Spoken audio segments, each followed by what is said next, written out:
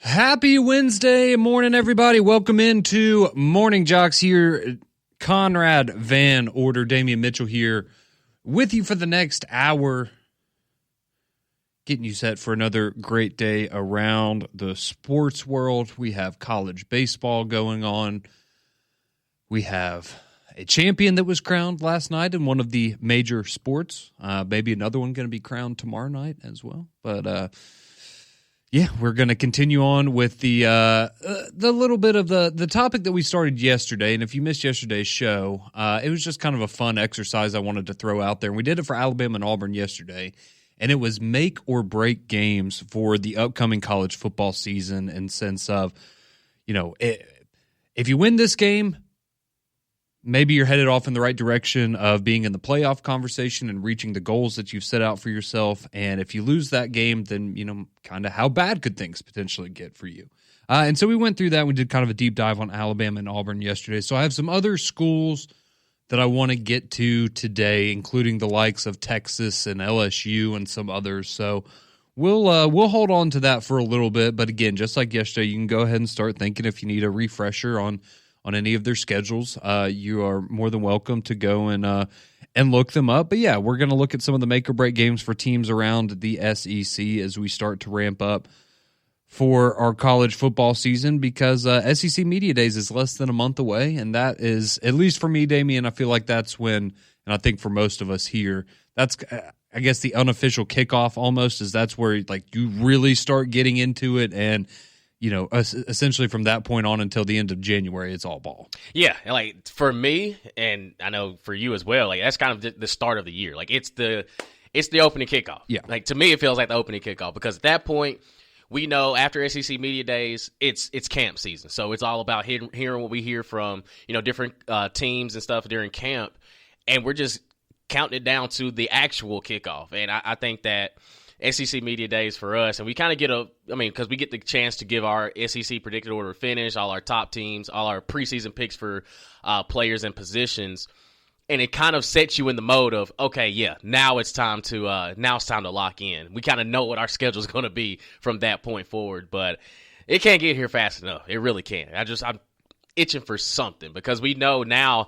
I mean, if you hear Diego Pavia on Bussin' with the Boys after yesterday, I never thought that we'd get to a point where Vanderbilt has entered the chat when it came to because, again, just a couple years ago, Clark Lee did tell us at SEC Media Days he's going to turn Vanderbilt into one of the strongest college football programs. Well, he got a quarterback that believes it already. Mm-hmm. So I'm here for it. Now that Vanderbilt's kind of, they beat up on Alabama one year, now all of a sudden you can't tell them nothing. Yeah, like if this is what the SEC is going to look like heading into the fall, bring it on. I'm ready for it. Yeah, apparently SEC football in the state of Tennessee is going to run through Nashville, according to Diego Pavia after this year. I'm here for it. Yeah, that was a really entertaining interview that he had with Will and with Will Compton and Taylor Lewan there, and he, if I'm not mistaken, he mentioned at one point that there was another SEC school that offered him roughly $4 to $4.5 million to transfer. I don't know who. They offered him $4 million to transfer, Diego and Pavia. You said no. Thank you. That's why I was and like, you said no. So either you're an idiot or you're a liar. Like, I love Vanderbilt. Maybe he looked at it for the long haul, because people tell you you're not making a 4-year decision, you're making a 40-year decision. A degree from Vanderbilt University looks absolutely amazing. Maybe yes, that's why. It does. And I think as we all, again, like, great player, absolutely, like, not taking any shots, very good player, but, he's probably not going to be playing on Sundays. So, yeah, maybe getting that, master's degree or whatever he's working on there at Vanderbilt, exactly. Maybe that is what the payoff is. But, yeah, I mean, I'm sorry, you can't tell me that another SEC school is going to pay you $4 million. Like that. Nah. I don't buy that. Now, 1.5. Sure. But 4? Yeah. Maybe Diego Pavia is the missing piece for a team in the SEC from winning a national title. Maybe so. I guess there's a couple teams here in this state that don't know how to beat him, so maybe they should have been the ones that were forking over that money. But that was oddly a very interesting interview. I didn't know that was coming out, and so when you start seeing all these clips from Diego Pavia on Bussin' with the Boys, and you're just like, oh, okay, man, he made it count. Let's just say I think he has the attitude of, I don't know how many more of these opportunities I'm going to get, so I'm lay it all out. I'm going to take them. Yes. But now Vanderbilt is, I think it's cool too, because you think about where, and I don't necessarily want to just, bash on Vanderbilt, but let's be real. Where have they been essentially since they've been in the SEC? They have been an afterthought. Mm-hmm. It's, man, if you slip up and lose to Vanderbilt, ooh, where does that say about your program? That's where the conversations have been. And then this past year, it's, they really do have it. Mm-hmm. And, it came at the expense of your alma mater, which you've handled it well since then. But it really feels like when you look at when we get our ballot for SEC predicted order of finish at the SEC Media Days. They're not going to be in last. And, I mean, for years and years, we could go straight to 14 and put, Vanderbilt University. Like, they're going to be there. Now it's, are they out of the top 10? Or are they going to be in the upper half of the SEC? I just think that it makes the conference better now that the bottom dweller has now reached the point where they're talking that noise. Like, they're here. Like, they're here. I'm cool with it. Perfectly fine with it.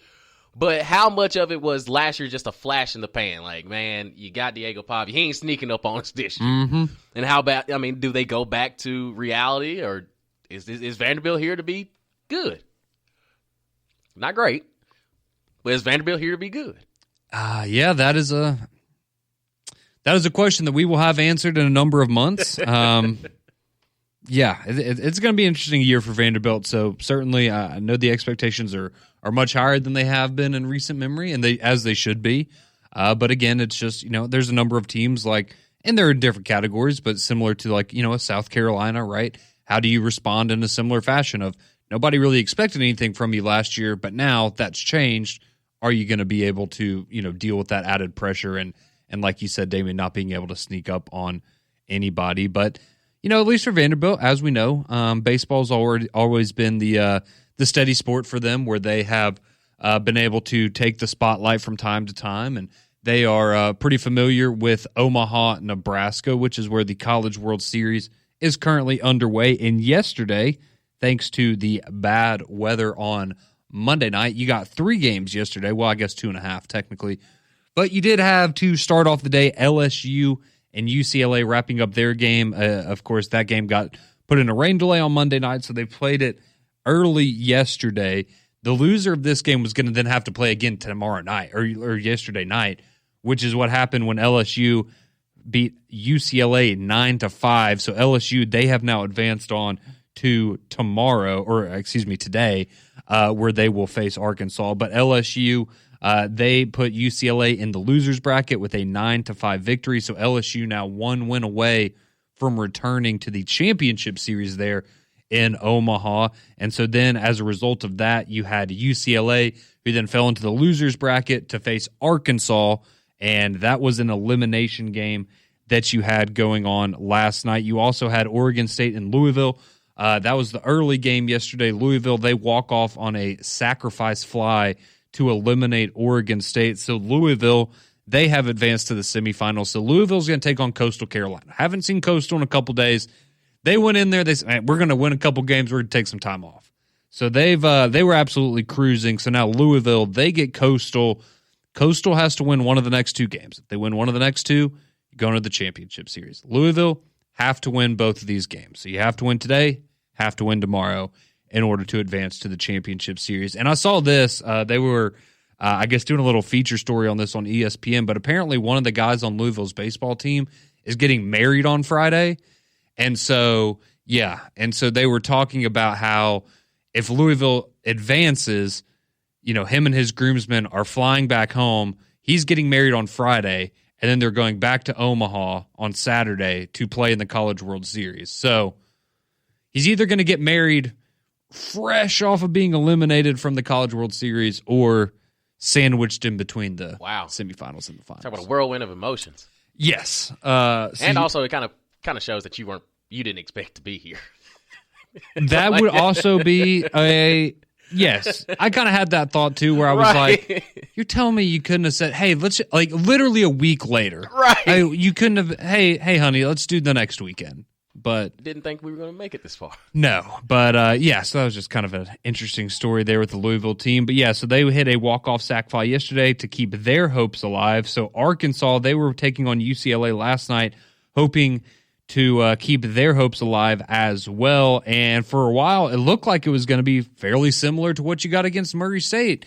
So you weren't going to have one guy going out there and doing everything like Gage Wood did on Monday, but you did go 8 shutout innings. So it was 7-0 Arkansas going into the ninth inning, where UCLA was going to have a major rally. They did make it kind of interesting by scoring 3 runs there in the ninth, but unfortunately that was all she wrote for the UCLA Bruins. So Arkansas, they advance, and they will take on LSU. So no, we're not going to be able to have 2 SEC teams in the championship series. One of them, but we are guaranteed one, so I guess maybe that's the positive side of it. But so Arkansas, they are getting hot at the right time, obviously. The last 2 nights for them, very, very good there in Omaha, and we will see if they can carry that on against an LSU team that's kind of had their number this year. But certainly going to be a high-powered matchup there, and again, Arkansas going to have to win 2 more to advance to the championship series. LSU just needs to win 1 of the next 2. And so those games are going to get underway today. So you're going to have Louisville and Coastal at 1 p.m. and then LSU Arkansas at 6 p.m. So that's where you will be able to catch all of that action from Omaha, as we are just a matter of days. Could be Sunday, could be Monday, that we will have crowned a champion in the College World Series. So from Omaha, speaking of Omaha, Alabama has a new quarterback. We'll tell you who he is, what you need to know about the latest commitment to the Alabama Crimson Tide, next on Morning JOX.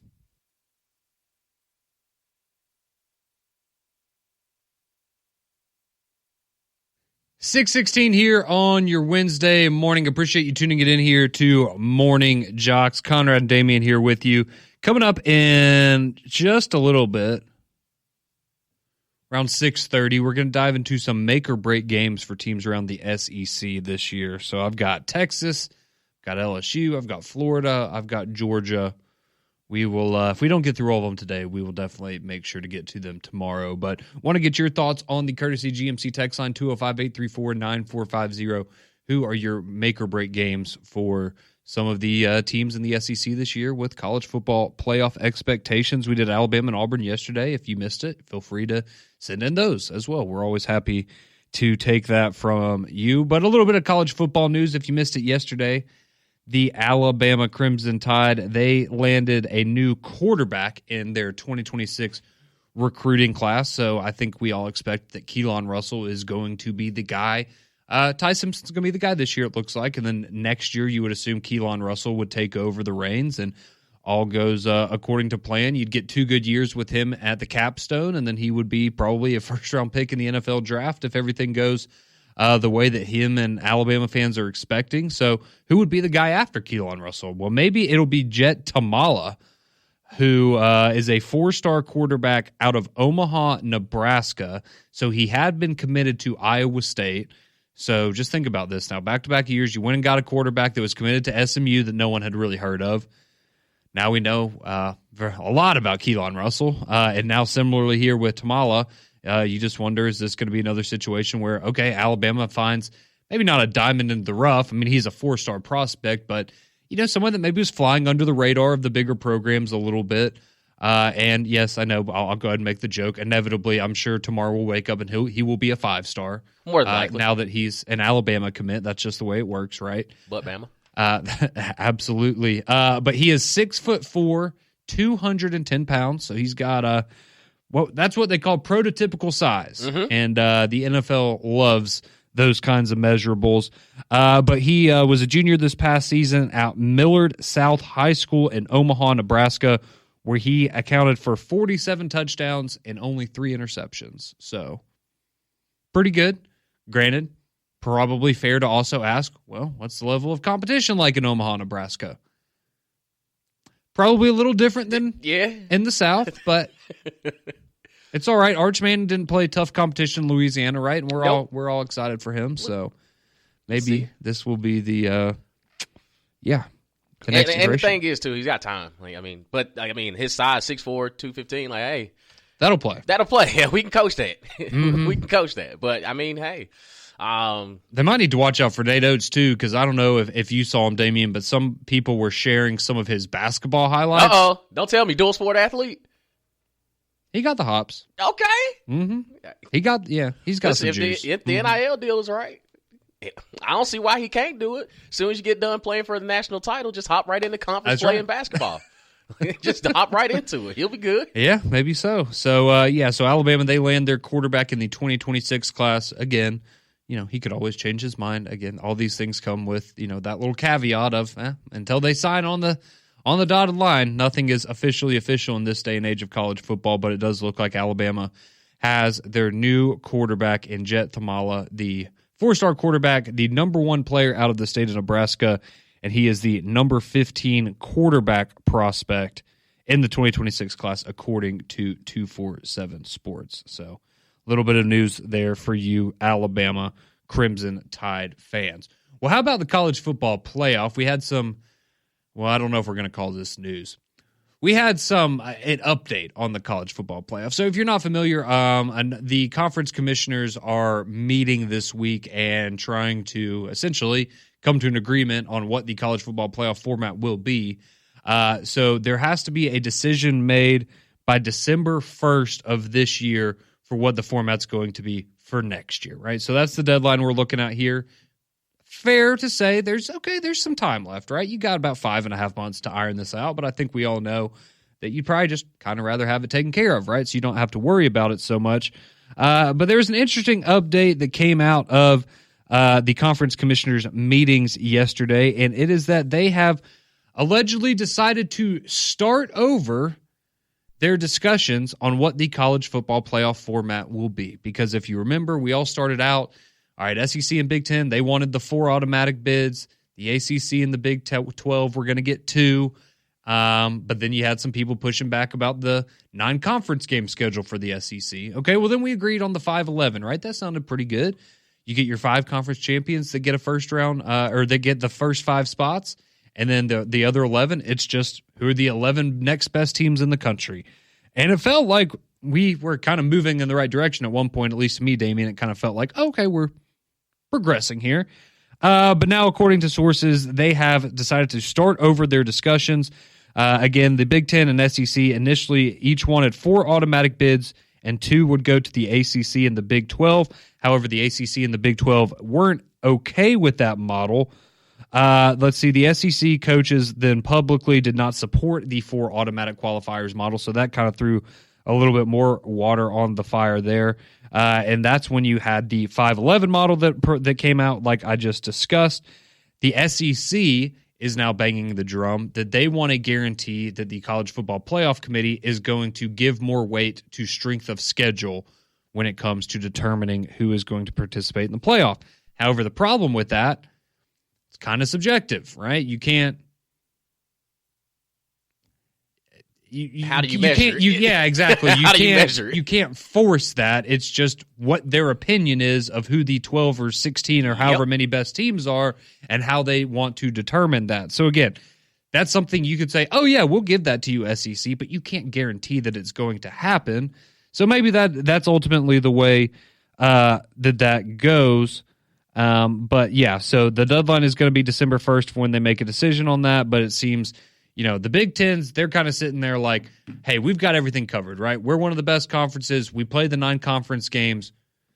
We kind of are going to dictate how this goes. The SEC, they're going, okay, well, we play a more difficult schedule than y'all. So, we think it's probably fair if we stick with the 8 conference games, you'll stick with 9. It's really not going to be that big of a difference there. And then the Big 12 and the ACC are just there kind of, they're fighting for their lives, but they're also just happy to have a seat at the table. So Who knows what's going to happen here, but yeah, I mean, this just when we're talking about this for so long and so frequently, and then you hear, oh, well, we're just going to start over.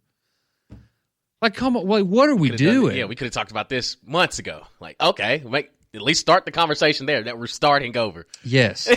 But, I mean, the college football playoff, it's gone from, the 4 best to the 4 most deserving, and even when we extended it to 12, we still couldn't get it right. But even that, you can't iron out who's the most deserving. Right. Well, you might think that one team's more deserving than the other for X, Y, and Z reason. Right, and sometimes you got to – I still think sometimes you just got to trust your eyes. Just look. Eye test is a good one. It's a good metric. It's a great bar. And then and they watch all the games, Damien. Some. All of them. Some. Every single one. Yeah, it's tough when both teams are kicking off at about 7:30 and, you're at a game and you're watching it, but then you also kind of look down at your phone and you're like, oh, okay, yeah. Stanford, not a problem for them. So Stanford is playing Clemson today. Okay, we'll see what's going on over there. You may have missed the first 35 snaps, but all of a sudden you know that Clemson's one of the 12 best teams. Okay, cool. Game control. That's it. That was also a parameter. But I just think that at some point the playoff committee just got to, no matter what number you land on, can't we just get the best ones? However you measure it. But at some point you got to trust what your eyes are telling you. And last year in the 12-team playoff, you kind of saw that some teams are not built like others. Mm-hmm. Now, and again, all you have to do is beat them that one game. But when you've got the SMUs traveling to Penn State and it looks like, SMU probably just they look like they're a little out of their league at this situation. You kind of have to have a conversation. But, who's to say that, we're not on the committee. So we don't We're really, not. That's why they're paid the big bucks, I guess. I guess you're right there. So that's the latest on the college football playoff discussions. So hopefully we get some resolution at some point before December, because I guess that's the other option is, well, they just stick with 12 teams for another year. You kick the can down the road. And it's just, again, it's the same stuff with like the House settlement and all of these different things. And you've had so long to prepare for these things. You've had so long to take care of this stuff. Why are we getting to the finish line and then it's just getting dragged out? It's again, if there was an easy solution, I'm sure that we would already have it. But some of these negotiations and the fact that the powers that be cannot get on, I guess, what seems to be an even playing field with where they want college football to go, it's a little frustrating. So we will see what transpires there. Oh, and by the way, if anybody was wondering, Brett Bielema was at the Cubs game last night, and he decided that was where he wanted to voice that the SEC should play 9 conference games. So congratulations, Cubs fans. It just means more, even up north. God, this dude won't shut up this offseason. But you know what? Illinois is going to make the playoffs, apparently. They're going to be the next Indiana, according to some people. So we will, we'll see about that in the fall. But if you're just now joining us, a little exercise that we tried out yesterday, want to get back to it today. Make or break games for teams around the SEC. So yesterday we went through Alabama and Auburn. Today I have Texas, LSU, Florida, and Georgia. So not sure if we're going to have time to get to all 4 of them today. We're going to try to get to as many of them as we can. So we'll dive into that, get your reaction as well. Some of you already chiming in with what your make or break games are for your teams at 205-834-9450. Your texts are always welcome there at the Courtesy GMC text line. Make or break games for teams in the SEC. That's next here on JOX.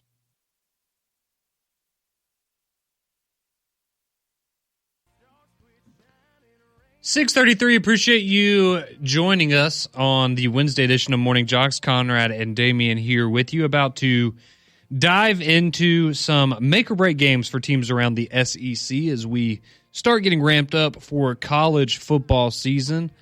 We do have a bunch of texts coming in already. Appreciate you. Some of you chiming in about the playoffs. Some of you sending in your make-or-break teams. But Bobby chimes in with this text, and he says, kind of funny how Brett Bielema wants the SEC to play 9 conference games when his record in the SEC was 11-29. Ouch. Thank you, Bobby. Man. I'm glad that I'm not the only one that right. shares a little disdain. Doing all this rah-rah on the way. Like, you been gone. You had your chance. You had your opportunity when you here. Nah, dog. Mm-hmm. Where'd you get that quarterback from? What conference did he come from? Okay. Yeah. Okay. Appreciate the text there, Bobby. So we'll get to your thoughts. You can keep sending in your reactions. I'm sure some of you will have some thoughts on this. So yesterday, if you missed it, for our make or break games, I threw out Alabama at South Carolina in Week 9 for the Crimson Tide, Auburn at Texas A&M in Week 5. Damien threw out Auburn and Oklahoma. So we were kind of split on that one, but that's where we went for Alabama and Auburn. So now today, let's start off with Texas.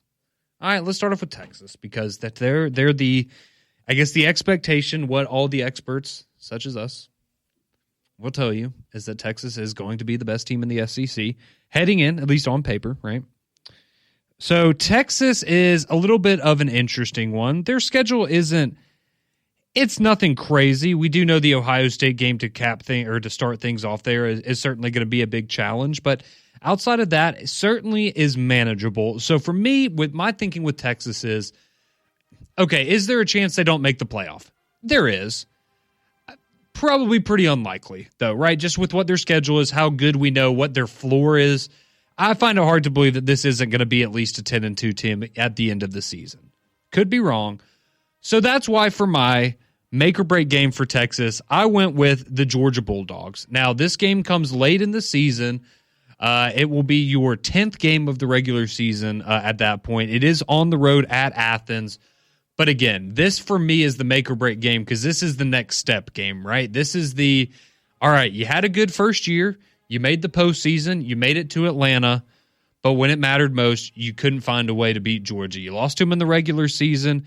Then you lost to a backup quarterback-led Georgia Bulldogs team in Atlanta. This is your opportunity to say, all right, we can't, we announced our presence last year, but now we want to be taken seriously. We want to prove that we can be the top dog in the conference.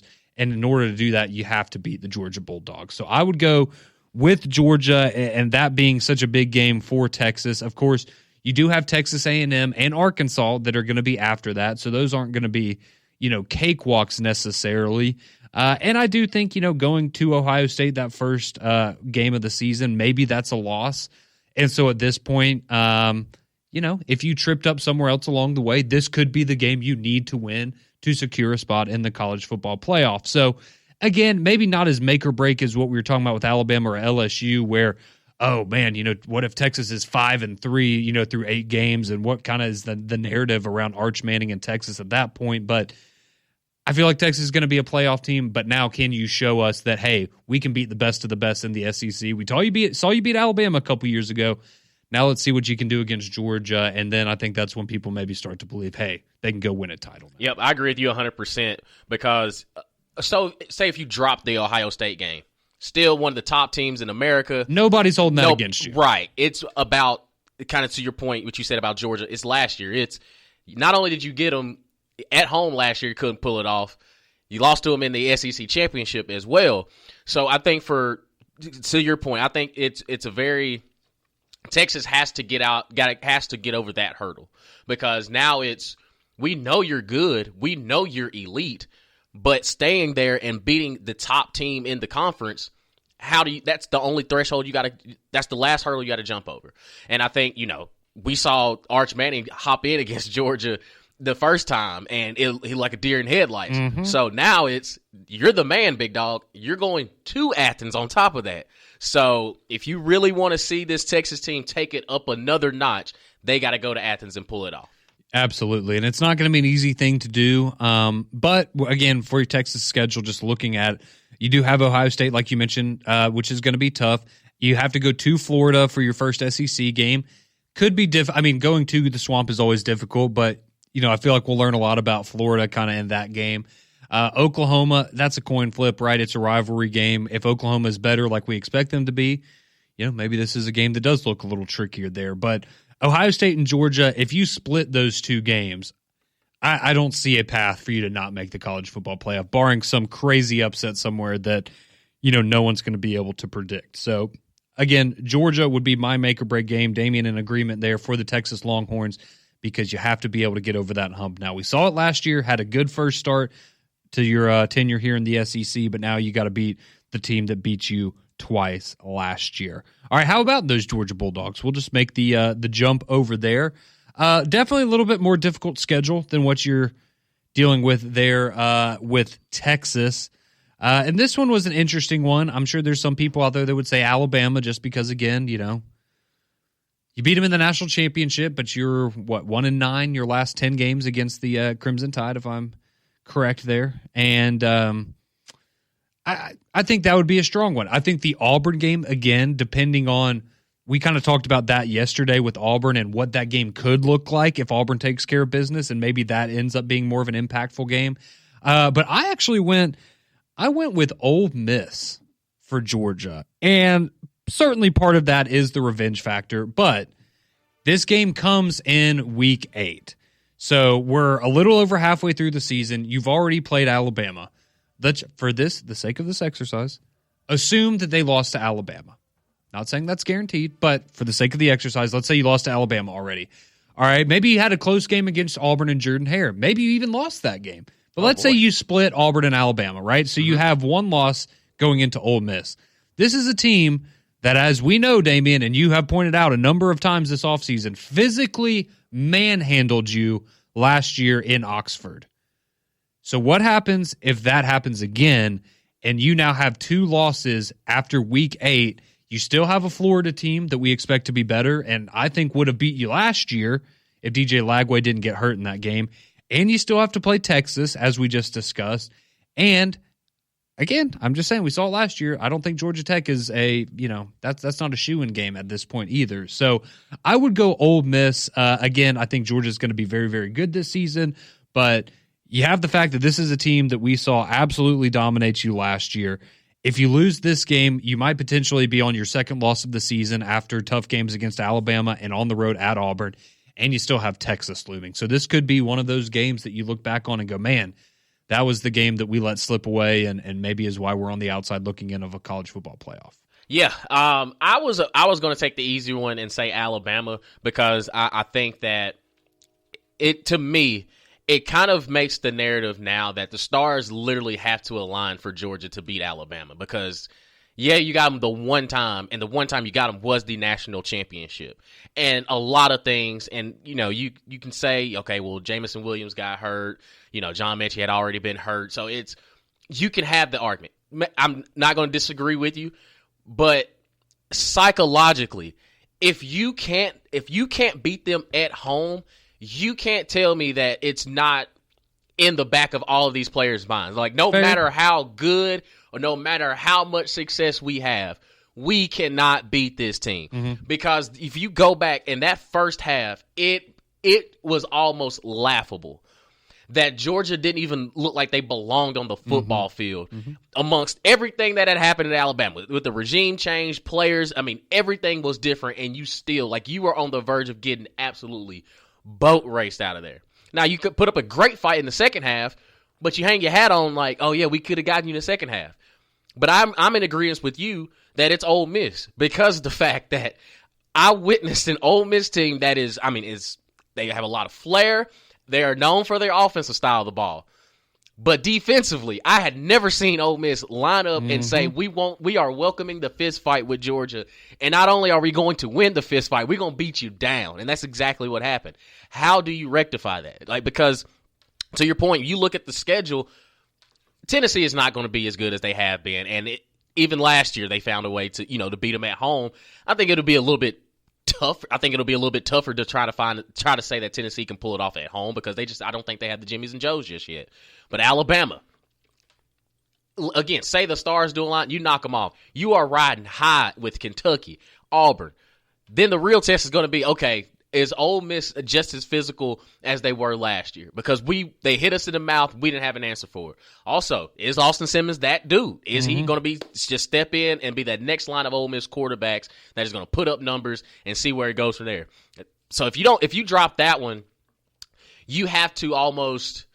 You got some time because you have a bye week after that before you go to Jacksonville and play Florida. So at that point, you kind of just know who you are.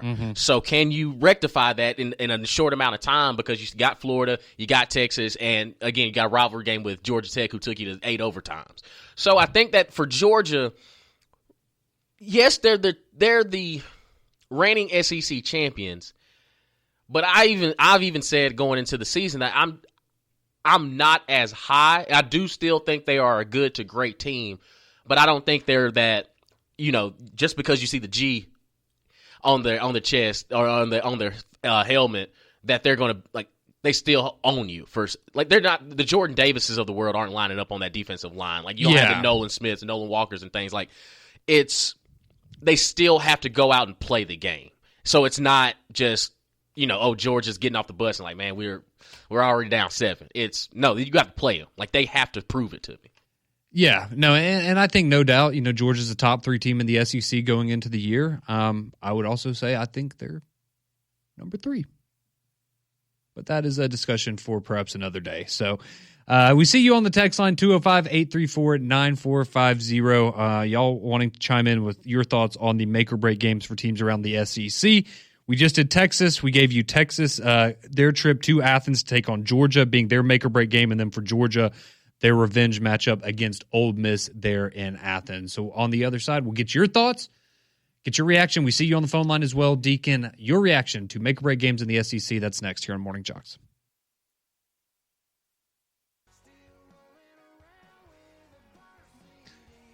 $6:50, Conrad and Damian here with you on Morning JOX. McElroy and Kublik in the morning, coming up at 7 o'clock, but we want to spend the rest of our time here with you, our wonderful listeners of JOX, and your thoughts on some of these make-or-break games around the SEC, the college football playoff discussions, what's going on in Omaha, all that good stuff on the Courtesy GMC text line. But first, let's go to Deacon on the phone lines, who Deacon has had a change of heart this morning. How are we doing, Deacon? Doing good. Except for you, Conrad. You mentioned Vanderbilt and winning again, and I'm just over it. But with Damian, I have had a change of heart. I am not a bandwagon guy, as you both know. Mm-hmm. But at church Sunday, the preacher said never miss a chance to talk to somebody about heaven. So, Damian, as a longtime Tennessee Vol fan, I want to bring you into the light and let you join us as Crimson Tide fans. In my lifetime, October of this year, I'll be 60 years old. Now, think about this. My team has won 10 national championships. 10 in just my lifetime. So if it's just for 1 year, let it be just for 1 year, but you should at least grant yourself the opportunity to get a glimpse of Alabama heaven. My brother. There you go. Think about it, and we hope you join us. Man, Deacon, Thank you, really Deacon. do appreciate that. That was a beautiful phone call. I'm touched. That is the best recruiting pitch I've gotten from Alabama. That's awesome. Coming to the light, Damian. I'm telling you, It's right man. here for you. That moved me, man. Roll Tide. Yeah, that was beautiful, Deacon. I've tears in my eyes now. It was hard to collect myself after that. That was his heart's in the right place. It absolutely. Well, I mean, when you're an Alabama fan, it normally is, but can't speak too much about you Tennessee fans and where your heart lies.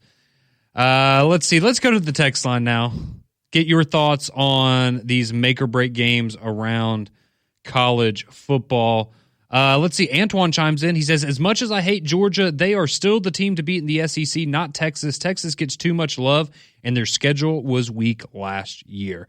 Yeah, their schedule definitely was weak last year, and it's not that much more difficult this year. But, yeah, no, I mean, I absolutely think Georgia is still the team to beat. They are the champions of the Southeastern Conference, and when you beat somebody twice in the same year, you can't put Texas ahead of them until they beat Georgia. Let's see. Drake, he chimes in. He's a big Florida fan. We'll get to Florida tomorrow. We'll do Florida and LSU tomorrow. But he chimes in. He says, for me, the Texas A&M game is the make-or-break game for the Florida Gators this season. So we'll get into that a little bit more tomorrow, but appreciate you chiming in there, Drake. Let's see. Talking about the college football playoffs, somebody chimes in. Let the computers pick the top 16, takes the human part out of it, and then we'll just go with those rankings. Okay, so here's the thing with the computer rankings, and the reality is, because we do this from time to time during the football season, they're not that different. If you go and look at what, in a BCS era, what the rankings would have been compared to what they are by the College Football Playoff Committee, maybe there's a couple of teams that would swap places, but, 9 times out of 10, you're going to have 15 of the same 16 teams, right? Like, there's not going to be a whole lot of variance in that. But I do understand, why some people just want to go back to that old format. But I think it's maybe not quite as different as we think that it would be. Steven chimes in. He says, as an LSU fan, I believe our make-or-break game is actually the very first one against Clemson. If we lose that one, it's 4 years in a row that you've lost your opening game. But if we win, we're on the right path because Clemson is considered by a lot of people to be a playoff team and national championship contender. Mm-hmm.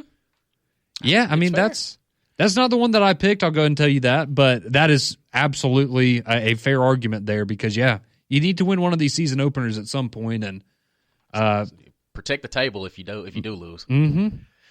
Yes, absolutely. All right, somebody else chiming in. They go, I think the 5-11 model is best for the college football playoff, but but going to a 9-game SEC schedule would be great as far as competition, but look at what it would do to some of these smaller schools. Some of them depend on that money to operate. Talk about the cupcake games. Yeah, that is another thing that you would have to consider there. Let's see. Kentucky's make or break is week 2 against Ole Miss, probably one of the 2 or 3 most winnable SEC games, and they have it at home. I mean, they did it last year, right? No. You did it last year. No. Not believing it. Joseph, and he chimes in, he says, make or break game for Georgia is at home against Alabama. First game against the Tide in Athens for Kirby has to beat the narrative that he can beat Alabama more than once and beat Kalen DeBoer. Hard to argue against that one as well. Appreciate all of you chiming in. Mac and Cube in the morning. They're next.